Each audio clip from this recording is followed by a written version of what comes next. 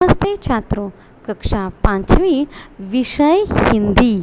हम देखेंगे हिंदी में कहानी लेखन। कहानी लेखन की शुरुआत करने से पहिले कुछ मुद्दों की ओर ध्यान देना है। कहाणी म्हणजे ज्याला मराठीमध्ये बाळांनो आपण गोष्ट म्हणतो। आता ही गोष्ट कशी लिहायची, कोणत्या मुद्द्यांच्या आधारे लिहायची ते आपण बघणार आहोत। बघा, कहानी लिखते समय ध्यान में रखने योग्य बातें। सबसे पहले कहानी के मुद्दों को समझ लीजिए। कहानी के संवाद या भाषा सरल एवं सुबोध कहानी के स्थान होनी चाहिए। पात्र आदि के नाम दीजिए और सबसे महत्वपूर्ण बात है छात्रों, कहानी भूतकाल में लिखिए। भूतकाल यानी घटी हुई घटना, जैसे कि आया था, गया था, हुआ था, ऐसे था, अशा क्रियांच्या वाक्यांचा समावेश आपल्या गोष्टीमध्ये असणं गरजेचं आहे। आणि कहाणी लेखन करताना, गोष्ट लिहिताना सगळ्या ठिकाणी नाव देणं गरजेचं आहे।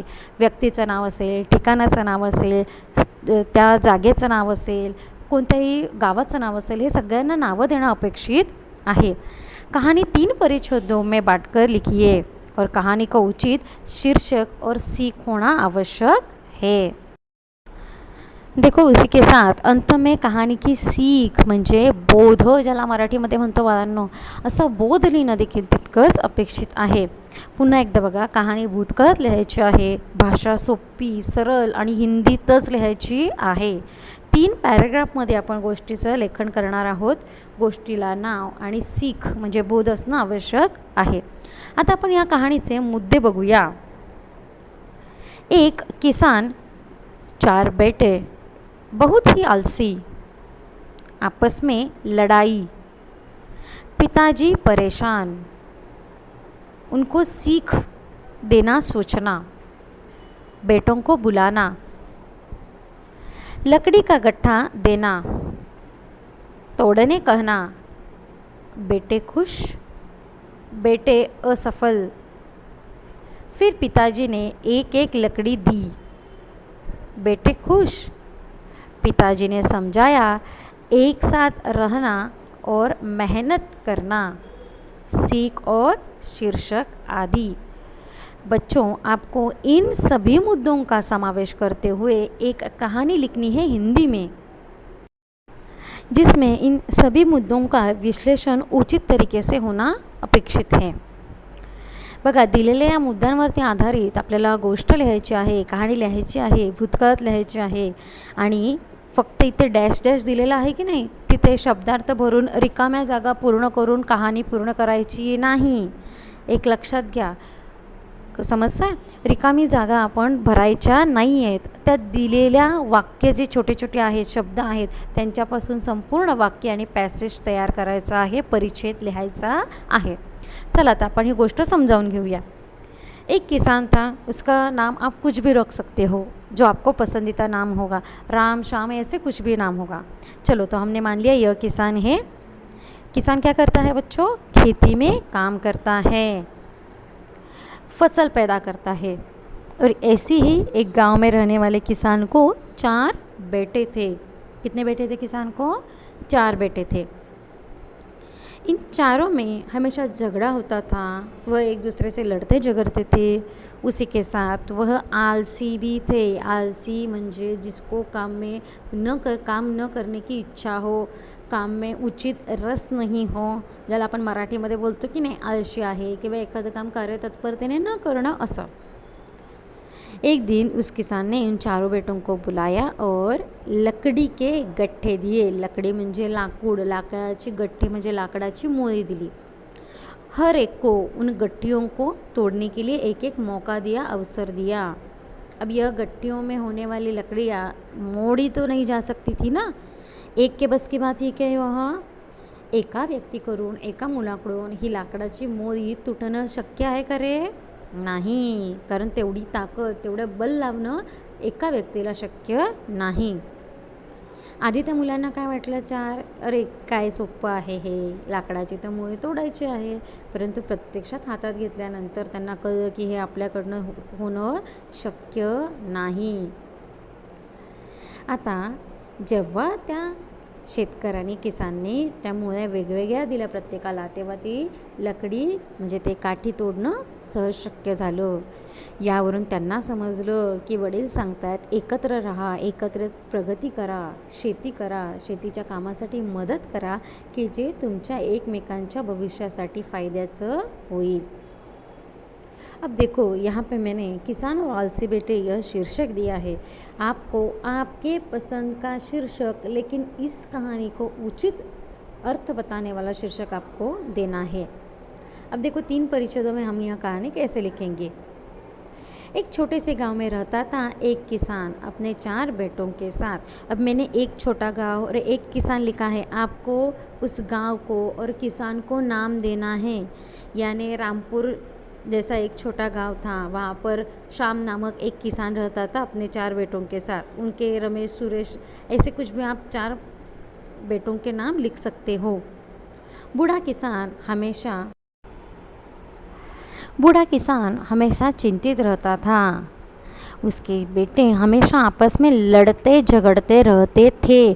बघा, था, थे हे सगळे शब्द क्रियावाचक शब्द जे आहेत ते भूतकाळ दर्शवतात, होऊन गेलेला काळ दर्शवतात आणि गोष्ट नेहमी भूतकाळात लिहायची आहे. किसान ने कई बार उन्हें समझाया पर किसी ने उसकी बात नहीं मानी. हमेशा अपने पिता की बात को टाल दिया और बिना आदर किए, आदर यानी बड़ों का सम्मान करना, है कि नहीं. और अंत में देखो आगे आगे क्या हो गया. किसान और बूढ़ा हो गया और उसके बेटे अभी भी वैसे के वैसे ही रह गए. किसान अपने बेटों को लेकर बहुत परेशान हो गया. परेशान होना यानी चिंतित रहना. अंत उसने सबको एक सबक सिखाने चाहा. सबक यानी अच्छी सी घटना में बात को समझाना. ऐसी कुछ घटना करनी होगी हमें कि उससे उनको एक दूसरों का महत्व समझ आए. किसान ने एक दिन अपने 4 बेटों को अपने पास बुलाया. सबको लकड़ियों का गठ्ठा दिया. लकडिया शब्द आहे, लडकिया नाही. समजते मुलांना. लकड्या म्हणजे काठ्या आणि लड़की म्हणजे मुलगी. लकड़ियों का गट्ठा दिया और उनसे कहा, मेरे बच्चों, तुम सब के लिए मेरे पास एक काम है. यही एक साधारण लकड़ियों का एक गट्ठा है. मैं चाहता हूँ तुम इस लकड़ियों को 2 हिस्सों में तोड़ दो. सबको ऐसा करने का एक एक मौका मिलेगा. मौका यानी संधि. सबको यह काम करने के लिए सिर्फ एक ही बार मौका मिलेगा, एक ही संधि उपलब्ध हो जाएगी. सच में पिताजी, यह तो बहुत ही आसान है. इतने में एक लड़के ने दूसरे भाई से कहा, तुम तो यह काम कर ही नाही सकते. आता इथे एक लडका, दुसरा भाई असं मी लिहिलेलं आहे, परंतु तुम्ही काय करायचं आहे बाळांनो, तुम्ही त्या भावंडांची जी 4 नावं लिहिली असतील की नाही किसानच्या मुलांची, ती द्यायची आहे कि रमेश ने सुरेश से कहा या फिर शैलेश या फिर कुछ भी ऐसे नाम दिए होंगे. एक दूसरे से बातें करने लगे. तुम कोशिश भी मत करना, मैं तो सबसे बलवान हूँ और आसानी से यह तोड़ सकता हूँ. क्या मजाक है यह. किसे पता है कि मैं भी एक ही बार में कर सकता हूँ. चारों बच्चे आपस में झगड़ने लगे. देखो, वह इतने आलसी थे कि वह इस लकड़ी के गट्ठे के तोड़ने के बारे में भी वह एक दूसरे के साथ बातों से झगड़ने लगे. तो किसान ने कहा, अब अच्छा बस करो तुम. अब मैं तुम लोगों को यहाँ पर लड़ाई करने के लिए नहीं बुलाया है. जैसे मैंने कहा वैसा ही करो. पहले सबसे बड़े लड़के ने बहुत कोशिश की. आता इथे बडे लडके लिहिलेलं आहे. मी पुन्हा सांगते, तुम्ही तिथे त्या व्यक्तीचं नाव लिहायचं आहे. नाव का लिहून दिलं नाही, कारण मग एकाने नाव लिहिलं की सगळ्यांच्या कहाणीमध्ये ते एकच नाव येईल की नाही. म्हणून तुम्हाला हवं असणारं नाव, परंतु व्यवस्थित नाव लिहायचे. ऋतिक वगैरे असे पिक्चरच्या हिरोईनचे नाव आपल्याला नाही लिहायचे या कहाणीमध्ये. लकड़ी ना टूटने की वजह से वह बहुत हैरान हो गया. उसने बहुत जोर लगाया और सांस लेना भी रोक दिया. म्हणजे दम खाऊन, अगदी श्वास रोखून तो त्या लाकडाची मोरी, लकड़ी का गट्ठा तोड़ने लगा. पिताजी से वह कहने लगा, यह काम बहुत मुश्किल है.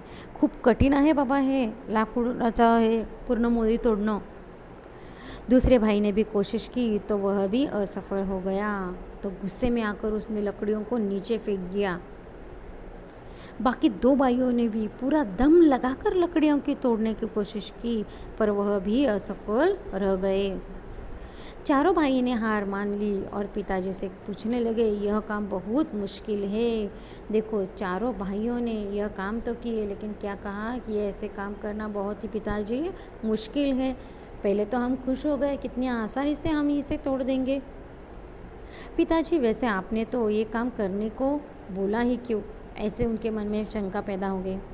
किसान ने कुछ नहीं कहा। उसने लकड़ियों का गट्ठा लिया, उनको अलग किया और एक एक लकड़ी एक एक बेटे को दी और कहा, आप तोड़ने की कोशिश करो। अब देखो, पूरी लकड़ी का गट्ठा तोड़ने से एक ही लकड़ी तोड़ना, यह तो आसान ही बात है कि नहीं। तो इस बार सबने आसानी से यह लकड़ी तोड़ दी। समझ में आ रहा है? अख्खी ती लाकडाची मुळी तोडण्यापेक्षा एक लाकडाची काठी तोड़ना सोपंच आहे की नाही बाळांनो? देखिए आगे उसे क्या पता चला। महत्वपूर्ण जानकारी बताने के लिए किसान ने कहा, मेरे बच्चों, मैं चाहता हूँ कि तुम इससे कुछ ना कुछ तो सीखो। केवल एक लकड़ी आसानी से तोड़ दी जा सकती है, पर अगर 4 लकड़ियाँ एक साथ रहेंगे तो उन्हें तोड़ना बहुत ही मुश्किल काम हो जाएगा। चारों भी लकड़ियों की तरह ही हो। हमेशा एक दूसरे के साथ रहना अच्छी बात है। अगर आप एक दूसरे के साथ रहते हो तो कोई भी आपको अलग नहीं कर सकता और ना ही कभी आप में किसी बात के लिए कमी आ सकती है। बाळांनो, आपल्याला माहिती आहे की एकी असेल तर तुम्ही कोणतंही अशक्य असणारं काम अगदी सहज शक्य करू शकता। अगदी छोटा साखरेचा दाणा त्या लहान मुंगीला सहज उचलता येत नाही, परंतु हेच 2-3 मुंग्या अगदी एकवटून आल्या तर ते साखरेचे कण सहजतया पार करू नेऊ शकतात एका ठिकाणाहून दुसऱ्या ठिकाणी। अगदी तसंच आहे, खेती में काम करने के लिए एक दूसरे से झगड़ना, आलस रहना, इससे कुछ भी हासिल नहीं हो सकता। लेकिन एक दूसरे के साथ रहकर, एक दूसरों की सहायता कर कर, मिलजुल कर, इकट्ठा कर कर रहकर अगर हम खेती करेंगे तो हमें उतना ही ज़्यादा फ़ायदा होगा। ऐसे ही पिताजी को मिलजुल कर रहने के लिए और लड़ाई एक दूसरे से बंद करके साथ रहने के लिए समझाया। इस कहानी से हमें एकता में बल है, यह सीख मिलती है। तो किसान और आलसी बेटे यह शीर्षक दिया है। आप अपने तौर पर सीख और शीर्षक देना उचित है। तो फिर से एक बार मैं आपको बताती हूँ कि आपको जो शुरुआत में मुद्दे दिए थे कहानी के, एक किसान, 4 बेटे, यह मुद्दों का लेखन अपनी कापी में करना है। उसके बाद कहानी का शीर्षक लिखना है। उसके बाद 3 परिच्छेदों में कहानी लेखन करना है और सबसे आखिर में आपको सीख लिखनी है। पहले मुद्दे, बाद में शीर्षक, उसके बाद कहानी और आखिर में सीख। ऐसे मुद्दों के आधार पर आपको कहानी लेखन करना है। और लिखते समय अब भी जो मैं दिखाई यहाँ पर आपको स्क्रीन पर दिखाई दे रहे हैं, उन मुद्दों का ध्यान रखिए। गोष्ट ही भूतकाळात लिहायची आहे, 3 परिच्छेदात लिहायची आहे, गोष्टीला शीर्षक द्यायचं आहे आणि सीख द्यायचं आहे आणि गोष्टीमध्ये असणाऱ्या प्रत्येक पात्रांना नावं द्यायची आहेत, ठिकाणांना नावं द्यायची आहे। समजतंय?